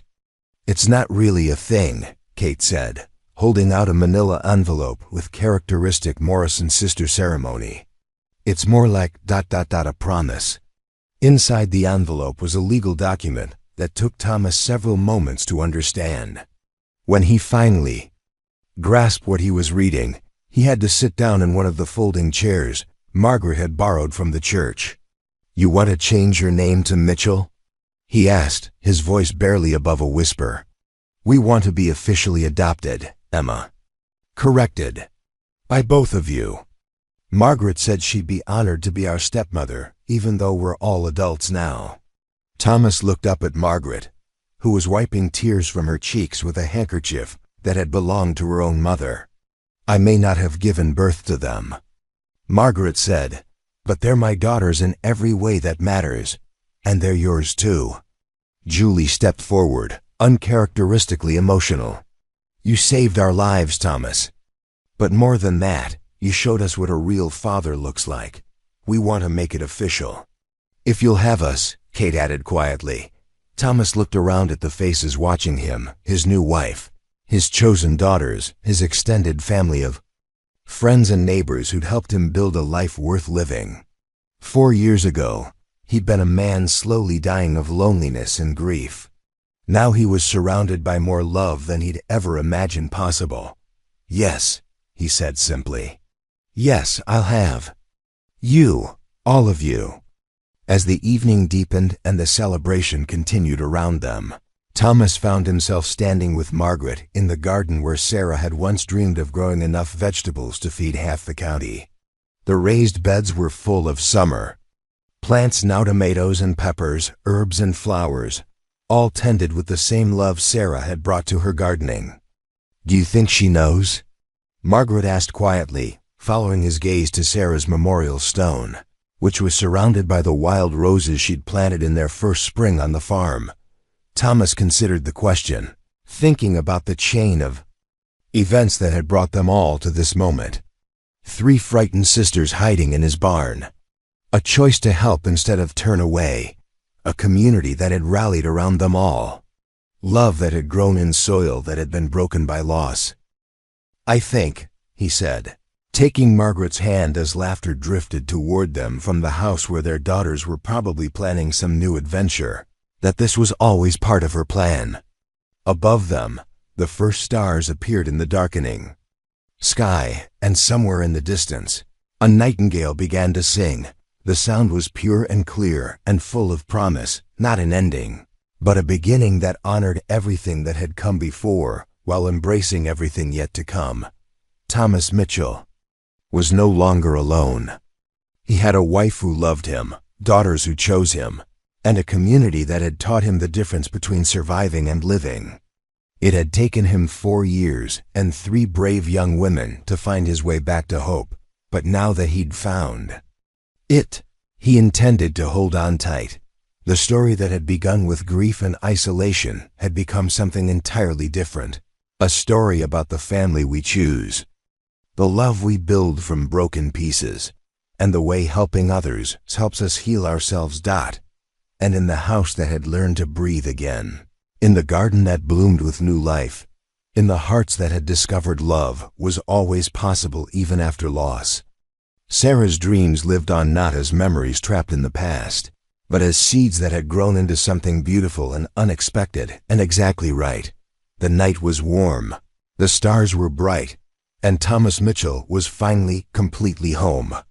Up next, you've got 2 more standout stories right on your screen. If this one hit the mark, you won't want to pass these up. Just click and check them out. And don't forget to like, subscribe, and turn on the notification bell so you don't miss any upload from us.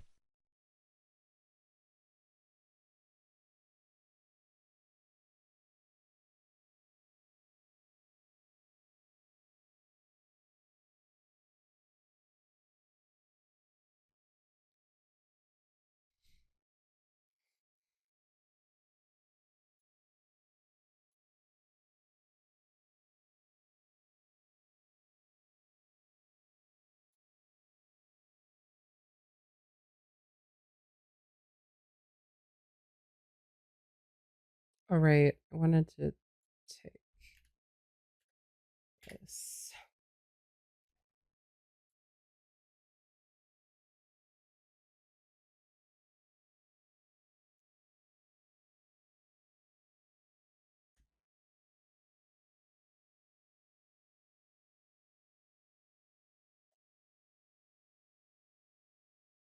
There we go.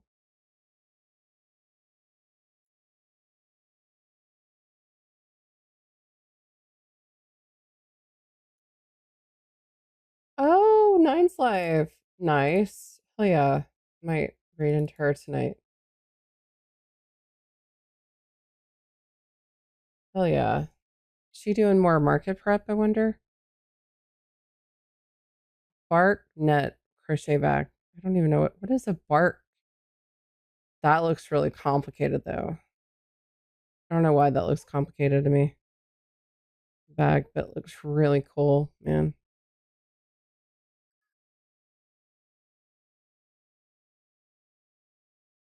I know she was participating in the PPE. BPP. Oh my gosh, I can't even with the names.